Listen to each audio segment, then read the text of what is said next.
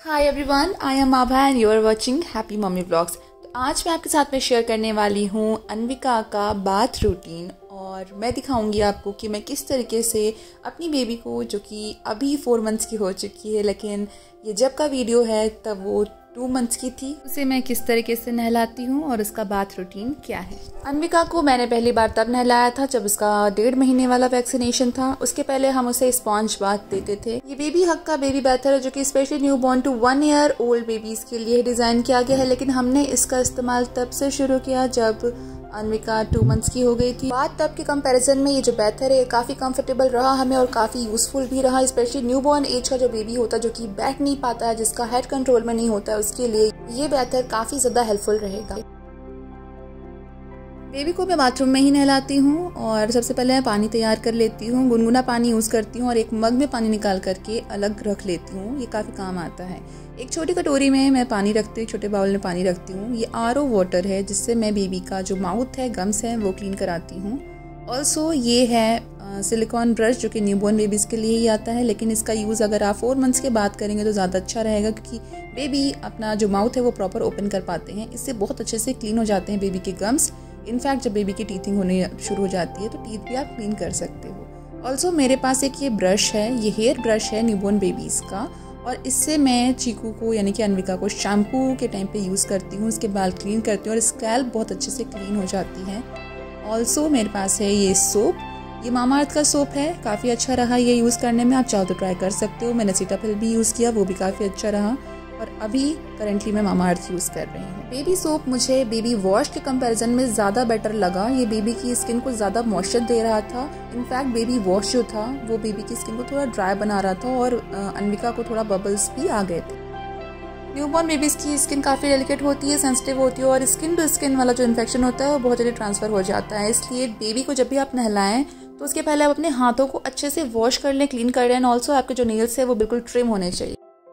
Baby के ऊपर पानी डालने से पहले आप पानी को चेक जरूर कर लें, वो ज़्यादा गर्म नहीं हो और सहने लायक हो। अभी मैं आपको पहले बताऊंगी कि मैं बेबी को कैसे नहलाती हूँ और उसके बाद मैं आपको दिखाऊंगी कि बेबी की जो गम्स है उसे मैं कैसे क्लीन करती हूँ।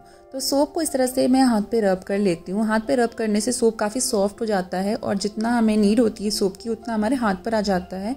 थोड़ा सा रब किया और जितना रिक्वायर्ड है उतना ही आप अपनी बेबी की स्किन पर सोप को अप्लाई करिए।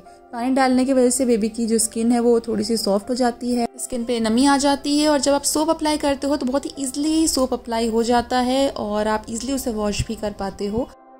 बॉडी के सभी हिस्से पे आपको बहुत ही हल्के हाथ से सोप को अप्लाई करना है, पानी डालते जाना है और सोप को लगाते जाना है और साथ ही साथ आपको बॉडी पार्ट्स को वॉश भी करते जाना है जिससे कि बेबी की स्किन पे सोप ड्राई नहीं होता है। अक्सर ये न्यू मॉमीज़ यानी कि फर्स्ट टाइम मॉम जिन्हें नहीं पता होता, जिन्हें कोई बताने वाला नहीं होता, उनको लगता है कि पहले बेबी को सोप लगा लो अच्छे से, उसके बाद फिर नहलाओ, लेकिन ऐसा नहीं होता है। ऐसा आप करोगे तो जो सोप होता है वो ड्राई हो जाता है। फिर आप जब उसे रब करोगे हाथ से साफ करने के लिए तो बेबी की स्किन पर रैशेज आ सकते हैं, बेबी को इरिटेशन हो सकती है, बेबी रोने लगेगा और फिर जब बेबी रोने लगता है नहलाते टाइम तो आपको लगता है कि बेबी नहाते टाइम क्यों रो रहा है, क्या प्रॉब्लम हो रही है। रीज़न यही होता है कि आप एक तो बेबी को सही से होल्ड नहीं कर पाते हो, फिर बेबी को सही से आप नहला नहीं पाते हो, सोप लगा रह जाता है, रब करते हो तो उसे इरिटेशन होती है।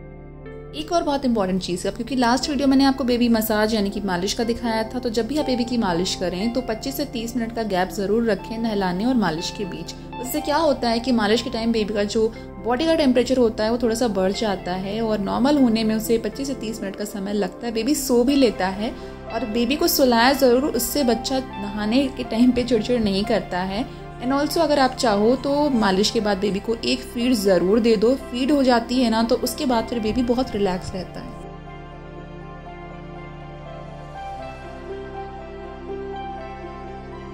शुरुआत में मैं बेबी को हाथ में लेके नहलाती थी, मैंने ब्लॉग में आपको दिखाया ही होगा, लेकिन जब बैटर का यूज़ करते हैं तो थोड़ा थोड़ा पानी आप हाथ में लेकर के बेबी का हेयर वॉश कराइए। एकदम से पानी मत डालिए क्योंकि हो सकता है पानी बेबी की आंखों पे जाए, फेस पे जाए और फिर बच्चा रोने लग जाए। अगेन मैं सेम उसी तरीके से हाथ पे सोप को रब करती हूँ और सोप को फिर बेबी की स्कैल्प पे, सर पे लगाती हूँ, बालों पे लगाती हूँ और हल्के से रब करती हूँ और फिर जो ब्रश मैंने आपको दिखाया इसी ब्रश से मैं हल्का हल्का सा मसाज देती हूँ। इससे बाल अच्छे से क्लीन हो जाते हैं, जो भी पार्टिकल्स ऑयल के या फिर उपटन वगैरह के बालों पर होते हैं तो वो भी निकल जाते हैं। और ऑल्सो न्यूबॉर्न बेबीज़ की जो सर पे ड्राई स्किन हो रही होती है, थोड़ा सा चैपी स्किन हो जाती है, वो भी धीरे धीरे करके निकल जाती है, वो नहीं आती है। और टच वुड की ये प्रॉब्लम मुझे अन्विका के टाइम पर नहीं हुई। सोप को क्लीन करने के लिए, हेयर वॉश करने के लिए अगेन आप हाथ में पानी लीजिए और धीरे धीरे सर पे पानी डालते जाइए पीछे की तरफ से। पीछे से सर को थोड़ा सा होल्ड करके रखिए और ऊपर रखिए। उससे क्या होगा कि बाल पीछे से भी पूरी तरीके से क्लीन हो जाएंगे। सोप का कोई भी पार्ट, कोई भी रेजिड्यू नहीं रह जाएगा। हथेली पे पानी लेकर के ही बेबी का फेस भी आपको क्लीन कराना है। जैसे कि वाइप कर देते ना, बस हाथ से आपको वाइप करना है। बेबी का बाथ पूरा हो गया है। इसके बाद मैं गम्स क्लीन कराऊंगी और वापस से एंड में बेबी की बॉडी पर थोड़ा सा पानी डालूंगी। और तो ये वॉश क्लॉथ है, बेबी के लिए आता है और ये बहुत ही सॉफ्ट होता है। इसे पानी में कुछ इस तरीके से डिप करना है, फिंगर पे आप लपेट लो। बहुत ही पतला होता है तो बेबी को हर्ट नहीं होता है। इसके बाद आपको धीरे से बेबी का सर यानी कि जो नेक से सर को सपोर्ट देते हुए होल्ड करना है और पूरे माउथ को क्लीन करना है, टंग को क्लीन करना है। बिल्कुल हल्के हाथ से आप करो। जब आप बेबी को ऐसा करोगे ना, वो अपने आप ही माउथ ओपन करेगी। और अगर बेबी माउथ ओपन नहीं करता तो प्लीज़ ज़बरदस्ती ना करें। बेबी की चॉइस पे भी डिपेंड करती कुछ चीज़ें।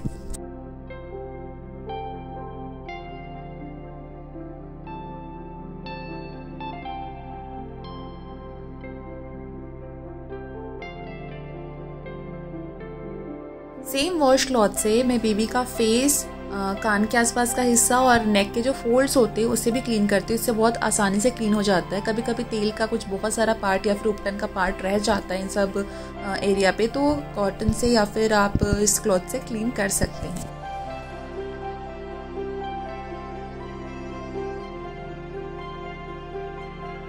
काफ़ी सारी मॉम्स ने पूछा कि जो बेबी का बाथ टब आता है वो कब यूज़ करना चाहिए। तो आप बेबी का बाथ टब आइडियली 4 मंथ्स के बाद यूज़ कर सकते हैं। आप 3 मंथ से भी स्टार्ट कर सकते हैं बाथ टब यूज़ करना। उसमें स्लाइड्स भी आते हैं। स्लाइड का अटैचमेंट आपको बाथ टब पे लगाना होता है और फिर बेबी को आप लिटा करके उसे नहला सकते हैं। पर न्यू बॉर्न के लिए मैं सजेस्ट नहीं करूंगी। बेबी को नहलाने के बाद बहुत ही केयरफुली आपको बेबी को उठाना है, क्योंकि बेबी की जो स्किन होती है, बॉडी काफ़ी स्लिपरी हो जाती है नहाने के बाद, बहुत ही चिकनी हो जाती है।